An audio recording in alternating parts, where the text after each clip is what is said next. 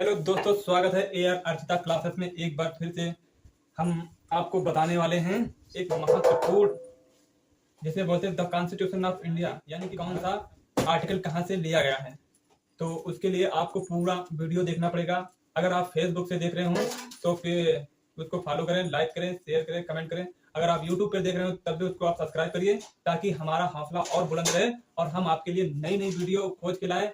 अगर आप देख रहे हैं तो अपने बच्चों को ये वीडियो शेयर करें। अगर आंटी या मम्मी लोग देख रहे हैं तो अपने बच्चों को, छोटे बच्चों को दिखाएं, वीडियो जरूर दिखाएं, क्योंकि इससे जो हमारा संविधान है, जो हमारे देश में कानून लागू होते हैं, जिनके विषय में वो किया संशोधन किया जाता है, जो कानून लागू किया जाता है, जो भी आर्टिकल बनता है जिस विषय में, तो वो सब हमारे संविधान से लिया गया है। तो उसी के बारे में हम बताएंगे, उसी के विषय में हम बताएंगे कि कौन सा आर्टिकल कहाँ से लिया गया है और किस प्रकार काम करता है।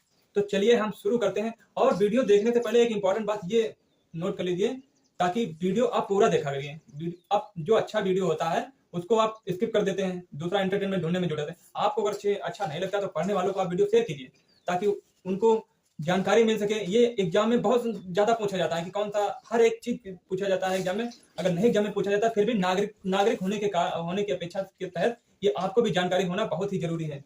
तो हम शुरू करते हैं कि संविधान क्या और कहां से लिया गया है। ये सारा संविधान बनके ही भारत से शुरू नहीं हुआ है। इसके विषय में बहुत सी जानकारी इकट्ठा करते करते तो है तो बहुत सारा, लेकिन आज हम 10 ही पॉइंट बताएंगे कि संविधान क्या और कहां से लिया गया है। तो चलिए हम शुरू करते हैं। पहला है हमारा प्रस्तावना, जो जिसे बोलते हैं इंट्रोडक्शन, यानी कि जहां से शुरुआत होती है। तो हमारा है प्रस्तावना। तो प्रस्तावना हमारा कहां से लिया गया था? प्रस्तावना हमारा अमेरिका से लिया गया था। कहां से लिया गया था? प्रस्तावना हमारा अमेरिका से लिया गया था। और संविधान की शुरुआत में लिखे गए तथ्य जो थे, जो उद्देश्य है, वो हमारे प्रस्तावना में ही मिलते हैं। किसी चीज की शुरुआत करने से पहले इंट्रोडक्शन होता है, उसको प्रस्तावना कहते हैं। तो वो कहां से लिया गया था? अमेरिका से लिया गया था। लिया गया अमेरिका से ही।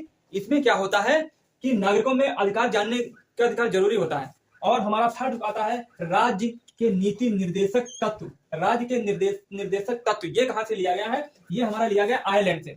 तो कहां से लिया गया? आयरलैंड से लिया गया है, जिसमें सरकार को जनता के हित में काम करने की सलाह दी जाती है। नंबर हमारा है मौलिक कर्तव्य। मेन इंपॉर्टेंट है, समझो मौलिक कर्तव्य। ये हमारा कहां से लिया गया? मौलिक कर्तव्य हमारे लिए गए रूस से। मौलिक कर्तव्य हमारे लिए गए हैं रूस से, जो कि देश के हित नागरिक का कर्तव्य होता है, यानी कि देश के प्रति नागरिक कर्तव्य होता है। तो हमारा मौलिक कर्तव्य कहां से लिए गए? सिंपल से याद कर लीजिए कि मौलिक कर्तव्य कहां से लिए गए? मौलिक कर्तव्य हमारे रूस से लिए गए। फिर आता है 5 नंबर में संसदीय शासन प्रणाली। संसदीय शासन प्रणाली ये कहां से लिया गया? ये ब्रिटेन से लिया गया। संसदीय शासन प्रणाली में होता क्या है? तो संसदीय शासन प्रणाली में होता है प्रधानमंत्री और मंत्रिमंडल द्वारा शासन लागू किया जाता है। तो नेक्स्ट आते हैं 6 नंबर पे। 6 नंबर है एकल नागरिकता।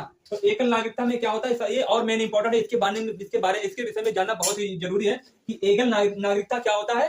कि पूरे देश के लिए एक ही नागरिकता लागू हो, चाहे जो भी हो, उसको नागरिकता या समानता का अधिकार या कुछ भी सेम, जो एक गरीब के लिए है वो एक अमीर के लिए है। तो इसको कहते हैं एकल नागरिकता। नेक्स्ट में आते हैं संघीय व्यवस्था। 7 नंबर में आते हैं संघीय व्यवस्था। संघीय व्यवस्था कहां से ली गई है? कनाडा से ली गई। एक बात, एकल नागरिकता लिया कहां से गया है? तो एकल नागरिकता ब्रिटेन से लिया गया है ना। उसके बाद आता है 7 में संघीय व्यवस्था। संघीय व्यवस्था कहां से लिया गया? कनाडा से लिया गया। तो संघीय व्यवस्था कनाडा राज्य सरकार के बीच शक्तियों का बंटवारा करता है।